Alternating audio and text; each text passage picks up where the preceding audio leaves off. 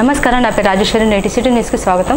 మంచిర్యాల పట్టణ police station Ramagundam police commissioner Amber Kishore Jha ఆకస్మికంగా తనిఖీ చేశారు. మంచిర్యాల పట్టణ పోలీస్ స్టేషన్ను సిపి అంబర్ కిషోర్ ఝా సందర్శించారు. ముందుగా ఆయన పోలీస్ స్టేషన్లో నమోదైన కేసుల వివరాలతో పాటు పోలీస్ స్టేషన్ నిర్వహణ విధులు నిర్వహిస్తున్న సిబ్బందిని పలు అంశాలు అడిగి తెలుసుకున్నారు. నేరాల నియంత్రణ కోసం చేపడుతున్న చర్యలు, రౌడీ షీటర్ల బైండోవర్లు, కౌన్సిలింగ్ తదితర వివరాలను పోలీసు అధికారులను కమిషనరేట్లో మంచిర్యాల పట్టణం కీలకమైందని కాబట్టి శాంతి భద్రత పరిరక్షణ, ట్రాఫిక్ విషయంపై అధికారులతో చర్చించారు. అనంతరం ఆయన మాట్లాడుతూ ప్రజలంతా శాంతి భద్రత పరిరక్షణకు సహకరించాలని కోరారు. ఈ కార్యక్రమంలో డీసీపీ భాస్కర్, సిఐ ప్రమోద్రావు, మహిళా station CI Naresh Kumar, traffic CI Satyanarayana, police అధికారులు పాల్గొన్నారు. నేను మంచిర్యాల్ టౌన్ పోలీస్ స్టేషన్ తనిఖీకి వచ్చాము. ఇక్కడ ఉన్న సిబ్బందితో మాట్లాడి ఏ విధంగా ఇక్కడ పని జరుగుతూ ఉంది అది చూసుకోవడానికి వచ్చాము. మాతో డీసీపీ గారు, భాస్కర్ గారు, ఎస్హెచ్ఓ గారు ఉన్నారు. మంచిర్యాల్ మొత్తం రామగుండం కమిషనరేట్కి ఒక పెద్ద భాగంగా ఉంది. ఈ భాగంలో కూడా మంచిర్యాల్ టౌన్ ఒక కీలకమైన ప్లేస్. ఈ పోలీస్ స్టేషన్లో మెయిన్గా అన్ని విషయం ఉంది, కానీ పాపులేషన్ ఎక్కువ ఉంటే ట్రాఫిక్ తర్వాత మిగిలిన విషయం మీద కూడా డిస్కషన్ చేయడం జరిగింది. పబ్లిక్కి బెస్ట్ సర్వీసెస్ ఎట్లా ఇవ్వాలి, ట్రాన్స్పరెన్సీ మెయింటైన్ చేసి ఏ విధంగా మనము చట్టంబద్ధంగా పనిచేసి మనం ముందుకు పోవాలి, ఆ విషయం మీద చర్చ జరిగింది. మేము అందరు మీ మాధ్యంతో ఇన్ష్యూర్ చేస్తాము, పబ్లిక్కి మేము రెస్పాన్సివ్గా ఉంటాము. నిన్న నైట్ నేను తనిఖీ చేసినప్పుడు కూడా పెట్రోల్ కార్స్ అందరికీ చెక్ చేయడం జరిగింది. మా ఆఫీసర్స్ కూడా ప్రతిరోజు లేట్ నైట్, ఎందుకు ఇది ఇండస్ట్రియల్ ప్రాంతం ఉంది, చూస్తే మొత్తం నైట్ మూవ్మెంట్ ఉంటుంది. ఇండస్ట్రీ వెళ్ళే వాళ్ళు, సామాన్ తీసుకు వెళ్ళే వాళ్ళు, సో అందరికీ సేఫ్టీ సెక్యూరిటీ ఇన్ష్యూర్ చేయడానికి మన బాధ్యత. రామగుండం పోలీస్ కమిషనరేట్ చాలా మంచి పేరు ఉంది. ఇక్కడ ఉన్న ఆఫీసర్స్కి, ఇక్కడ ఉన్న మెన్కి చాలా మంచి చరిత్రం. వాళ్ళందరితో కలిసి మేము ఒక టీం భావనతో పనిచేసి పబ్లిక్కి బెస్ట్ సర్వీసెస్ ఇవ్వడానికి సిద్ధంగా ఉన్నాము. ఖమ్మం జిల్లా సత్తుపల్లి మండలంలో అంతర్రాష్ట్ర దొంగలు బీభత్సం సృష్టించారు. ఐడి పార్టీ కానిస్టేబుల్ నరేష్పై దుండగులు కత్తితో దాడి చేసి తీవ్రంగా గాయపరిచారు. అంతర్రాష్ట్ర దొంగలు సత్తుపల్లి పోలీస్ స్టేషన్లో పనిచేస్తున్న ఐడి పార్టీ కానిస్టేబుల్ నరేష్ పై 4 చోట్ల కత్తితో దాడి చేసి పరారయ్యారు. బస్టాండ్లో అంతర్రాష్ట్ర దొంగలు అనుమానాస్పదంగా ఉండడంతో వారిని కానిస్టేబుల్ నరేష్ గుర్తించారు. వారిని పట్టుకునే క్రమంలో కానిస్టేబుల్ పై దాడికి దిగారు. ఈ ఘటనలో నరేష్ భుజం, తల భాగంలో తీవ్ర గాయాలయ్యాయి. దీంతో ఆయన వెంటనే ఆసుపత్రికి తరలించారు. రామకృష్ణపూర్ వెంకటేశ్వర ఆలయంలో వార్షిక బ్రహ్మోత్సవాలు వైభవంగా ప్రారంభమయ్యాయి. మొదటి రోజు మందమరి జీఎం దేవేందర్ దంపతులు బ్రహ్మోత్సవాల్లో పాల్గొని ప్రత్యేక పూజలు చేశారు. 11వ తేదీ నుండి 15వ తేదీ వరకు బ్రహ్మోత్సవాలు నిర్వహించబడునని, మొదటి రోజుల్లో భాగంగా అంకురార్పణ, మంగళస్థానాలు, 13వ తేదీన దేవతావాహనం, అగ్నిప్రతిష్ఠ పారాయణం, 14వ తేదీన అలివేలు మంగసమేత వెంకటేశ్వర కళ్యాణం అంగరంగ వైభవంగా జరుగునని కమిటీ సభ్యులు తెలిపారు. ఈ బ్రహ్మోత్సవాలకు నియోజకవర్గ ఎమ్మెల్యే గడ్డం వివేక్ దంపతులు, ఎంపీ వంశీ దంపతులు ముఖ్య అతిథులుగా హాజరవుతారని, పట్టణ భక్తులు పెద్ద ఎత్తున పాల్గొని కళ్యాణాన్ని తిలకించి స్వామివారి తీర్థప్రసాదాలు స్వీకరించాలని కోరారు. సర్వే పేరుతో ఇంటికి వెళ్లి ఒక వృద్ధురాలిని నిర్బంధించి 18 లక్షల విలువైన బంగారాన్ని ఎత్తుకెళ్లిన అంతర్రాష్ట్ర దొంగలను పోలీసులు అరెస్టు చేశారు. ఖమ్మం జిల్లా వైరా మున్సిపాలిటీలోని లీలాసుందరయ్య నగర్లో ఫిబ్రవరి నెలలో ఈ ఘటన చోటు చేసుకోగా పట్టుబడ్డ నిందితులను పోలీసులు రిమాండ్కు తరలించారు.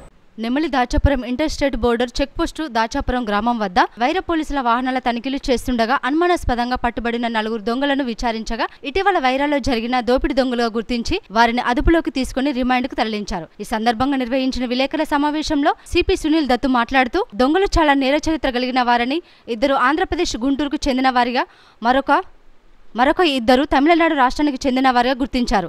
వైరా ఏసీపీ రెహమాన్ ఆధ్వర్యంలో సీఏ సాగర్ మరియు సిబ్బంది 25 రోజుల పాటు సీసీ ఫుటేజ్ ఆధారంగా పలు ప్రాంతాల్లో వెతికి దొంగలను పట్టుకోవడం జరిగిందని తెలిపారు. ఈ దొంగలు ఆంధ్రప్రదేశ్, తమిళనాడు, కర్ణాటక, కేరళ రాష్ట్రాల్లో చాలా ఆర్థిక నేరాలకు, హత్యలకు పాల్పడ్డారని తెలిపారు. తక్కువ సమయంలోనే దొంగలను ఛేదించి పట్టుకున్న సీఐ సాగర్కు మరియు సిబ్బందికి రివార్డులను అందించారు.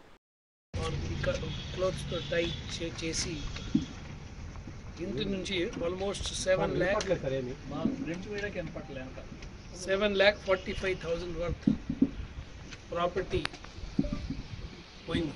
ఇందులో గోల్డ్ ఆర్నమెంట్స్, కొన్ని డబ్బు కూడా పోయింది. ఈ కేసు అయిన తర్వాత ఏసీపీ రెహమాన్ గారు అధ్వర్యంలో, సిఐ వైరా సాగర్ ఆధ్వర్యంలో 5-6 టీమ్స్ కంటిన్యూస్గా ఆల్మోస్ట్ 20-25 డేస్ నుంచి ఖమ్మంలో ఖమ్మం ప్రాంతంకి చుట్టుపక్కల డిస్ట్రిక్ట్స్లో ఆంధ్ర ప్రాంతంకి అన్నీ ఎక్కడెక్కడ మనకు డౌట్ ఉంటాయి ఆ ఏరియాలో తిరిగి బేస్డ్ ఆన్ టెక్నికల్ ఎవిడెన్సెస్ అన్నీ వర్కౌట్ చేసిన తర్వాత మనకు కొన్ని క్లూజ్ వచ్చినాయి. క్లూజ్ వచ్చినప్పుడు తర్వాత కూడా మనకు డైరెక్ట్గా ఇమీడియట్గా దొరికింది. నిన్న మళ్ళీ బార్డర్కి అప్పటి నుంచి రెగ్యులర్గా కూడా చెకింగ్ పెడుతూ జరుగుతుంది. 10th నిన్న అరౌండ్ 2 PM నేమల్లి దాచాపురం ఇంటర్స్టేట్ బార్డర్ దగ్గర మన టీం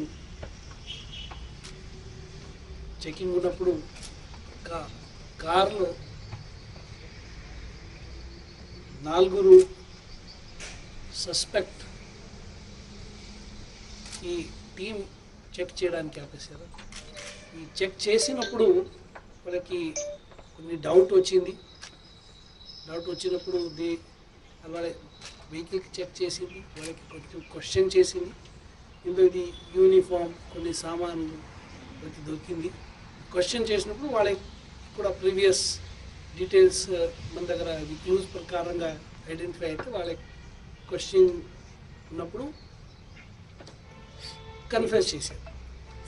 సో ఇందులో మనకు కన్ఫెస్ చేసిన తర్వాత మనకు అన్ని టోటల్ డీటెయిల్స్ వచ్చినాయి.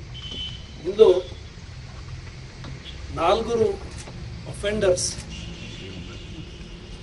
ఉన్నాయి.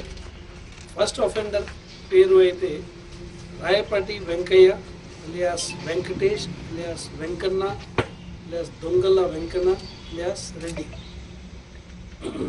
ఆయనకి క్రిమినల్ హిస్టరీ ఉంది. ఇప్పటివరకు ఆయన మీద 30 కేసెస్ ఉంది. ఇచ్చిన మాట ప్రకారం ప్రజలు ఇందిరమ్మ ఇళ్లను మంజూరు చేయడం జరిగిందని మంత్రి పొంగులేటి శ్రీనివాస్ రెడ్డి పేర్కొన్నారు. ఖమ్మం జిల్లా వైరా మండలంలోని పుణ్యపురం గ్రామంలో ఆయన ఇందిరమ్మ ఇళ్లకు శంకుస్థాపనలు చేశారు. ఈ సందర్భంగా మంత్రి పొంగులేటి మాట్లాడుతూ ఇందిరమ్మ ప్రభుత్వం అంటే పేదల ప్రభుత్వం అని, ఇందిరమ్మ రాజ్యంలో ప్రతి పేదవాడికి న్యాయం జరుగుతుందన్నారు. గత ప్రభుత్వం మాయమాటలు చెప్పి ప్రజలను మోసం చేసిందని ఆరోపించారు. 56 నియోజకవర్గాల్లో యంగ్ ఇండియా ఇంటిగ్రేటెడ్ స్కూళ్లను నిర్మిస్తున్నట్లు చెప్పారు.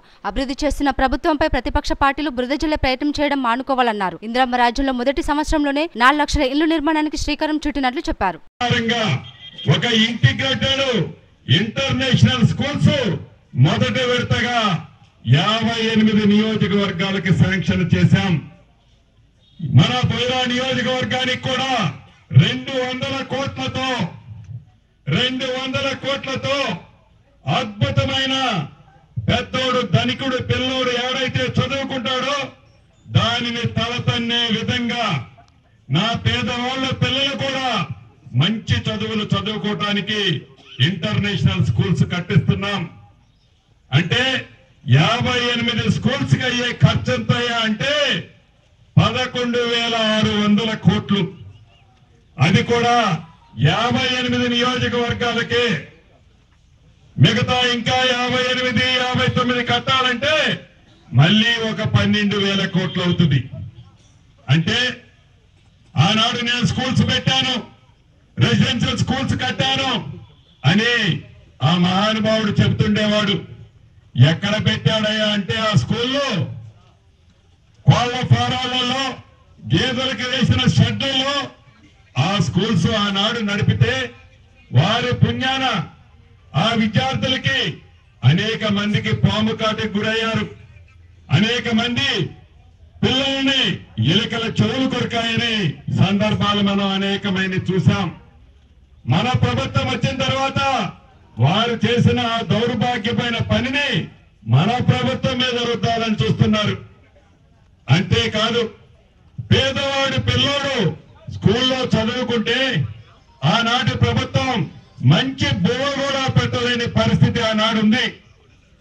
మన ఇందిరమ్మ ప్రభుత్వం వచ్చిన తర్వాత డైట్ ఛార్జీలు 40% పెంచాం. 40% పెంచడమే కాదు, పేదవాడి ఆడపిల్లలు స్కూల్లో చదువుకుంటుంటే కాస్మెటిక్ ఛార్జీలని 200% పెంచిన ప్రభుత్వం మన ఇందిరమ్మ ప్రభుత్వం. ఖమ్మం జిల్లా వైరా నియోజకవర్గానికి మంజూరైన young India integrated residential school నిర్మాణానికి 200 కోట్లు మంజూరు అయినట్లు ఎమ్మెల్యే మాలోత్ రామ్దాస్ నాయక్ వెల్లడించారు. ఈ సందర్భంగా ఆయన మాట్లాడుతూ ఇందిరమ్మ రాజ్యంలో ప్రభుత్వం రైతుల పక్షాన నిలబడి వారికి 2 లక్షల రుణమాఫీ చేసి రైతు భరోసా ఇవ్వడం జరిగిందన్నారు. గత ప్రభుత్వం రైతులకు చేసిందేమీ లేదన్నారు. గత ప్రభుత్వం చేసిన అప్పులకు 600 కోట్లు వడ్డీ కడుతున్నట్లు చెప్పారు. ఎమ్మెల్సీ తాతమాధు ప్రభుత్వంపై అసత్య ఆరోపణలు చేయడం సరికాదన్నారు. ప్రజలకు ఇచ్చిన వాగ్దానాలన్నీ ఒక్కొక్కటిగా నెరవేరుస్తున్నట్లు తెలిపారు.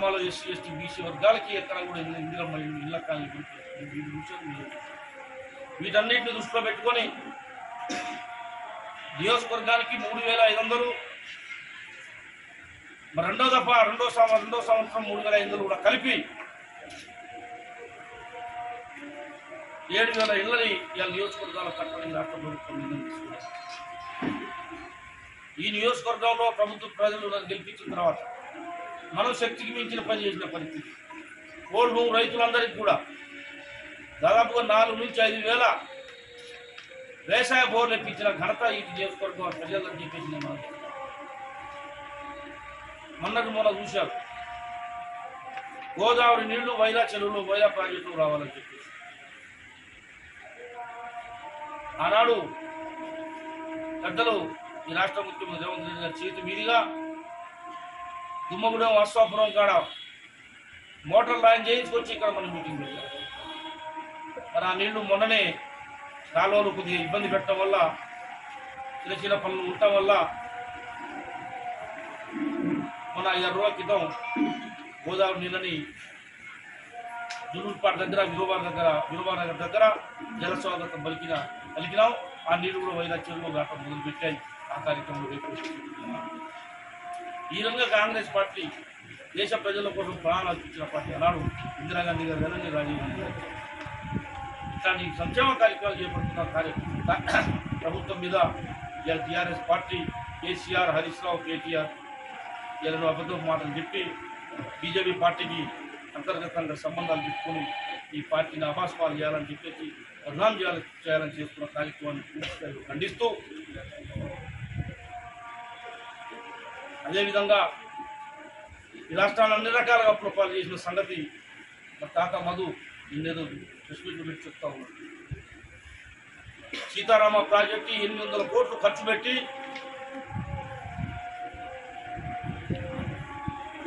ఒక్క గుంటకి, ఒక ఎకరం కాదు, ఒక్క గుంటకి కూడా నీరు వదలని పరిస్థితిలో ప్రాజెక్టు విడిచిపెట్టిన ఘనత గత ప్రభుత్వం అని చెప్పేసి ఈ సందర్భంగా తెలియజేస్తారు. ఆనాడు ఇందిరా సాగర్, రాజీవ్ సాగర్ అని చెప్పేసి రాజశేఖర రెడ్డి గారి జలయజ్ఞం పేరు పెట్టిన ప్రాజెక్టులు అని చెప్పి ప్రాజెక్టును ఎత్తివేసి 80% పూర్తయిన ప్రాజెక్టులు, 20% మిగిలిన ప్రాజెక్టు ఆ రోజు ఆ పని చేస్తుంటే ఈ పాటికి రైతులందరికీ బిల్లు ఇచ్చేవారు. అటువంటి ప్రాజెక్టుని నిర్వీర్యం చేసి రీడిజైన్ పేరుతోని డబ్బులను ఏ పద్ధతిలో దోచుకోవాలనే యొక్క ఉద్దేశాన్ని కడుపులో పెట్టుకొని రీడిజైన్ పేరుతోని సీతారామ దాకా ఆ ప్రాజెక్టును రద్దు చేసి సీతారామ ప్రాజెక్టు అని పేరు పెట్టి 800 కోట్ల రూపాయలు ఖర్చు పెట్టి ఒక్క గుంటకు నీళ్ళు అందకుండా ప్రాజెక్టుని పడాలు పడేసి 40 ఫామ్ హౌస్లో ఉంటున్న కేసీఆర్ వాళ్ళ గొప్ప నాయకులు అని చెప్పి తాతామధు గారు మాట్లాడుతూ ఉన్నాడు. ఇటువంటి పరిస్థితుల్లో ఏం అర్థం కాక ఇవాళ తాతామధు గారు మాట్లాడిన మాటలనే ఆయన స్థాయికి మించి మాట్లాడే పేపర్ స్టేట్మెంట్ చూసాం. అది పూర్తిగా ఖండిస్తాను. తాతామధు గారు మీరు చేసిన అప్పులు. సిటీ న్యూస్ ఇంతటితో సమాప్తం. తిరిగి ప్రసారమైన సిటీ న్యూస్లో మళ్ళీ కలుసుకుందాం. అంతవరకు సెలవు. నమస్కారం.